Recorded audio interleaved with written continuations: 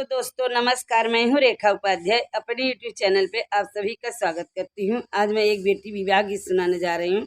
आप लोगों को अच्छा लगेगा तो कमेंट में जरूर बताना।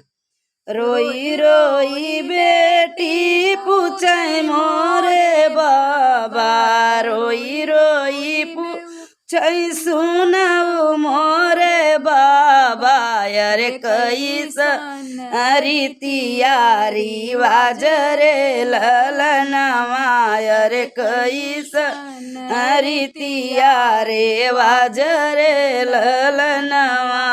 मैया के कोकिया में दुई रे बालकवा, मैया के कोकिया में दुई रे बालकवा, अरे एक बहिनी एक भाई रे ललनवा, अरे एक बहिनी एक भाई रे ललन।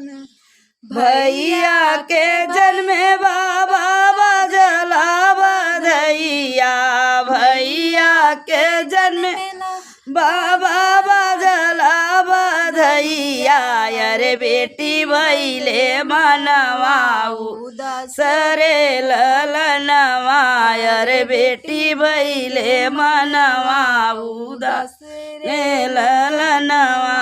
भैया के रख बाबा अपनी बकरिया, भैया के रख बाबा अपनी बकरिया, अरे बेटी के बेज दूर देश रे ललनवा, अरे बेटी के बेज दूर देश रे ललनवा।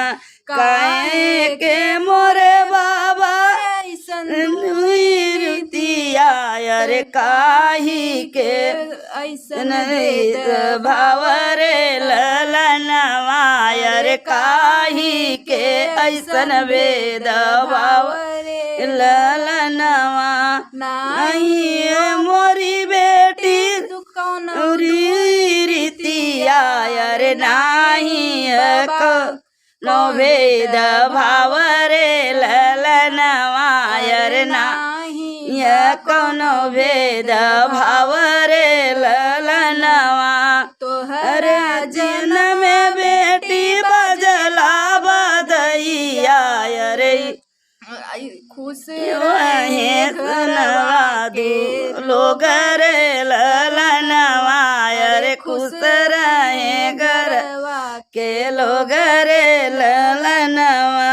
बेटी जिया के जली दूसरी देशवा, बेटी बिया गई के चली दूर देशवा, अरे ये औनी बटिया चार रे ललनवा, अरे ई गुने बटी हमला चार रे ललनवा, अरे ये तेरी बाजरे लल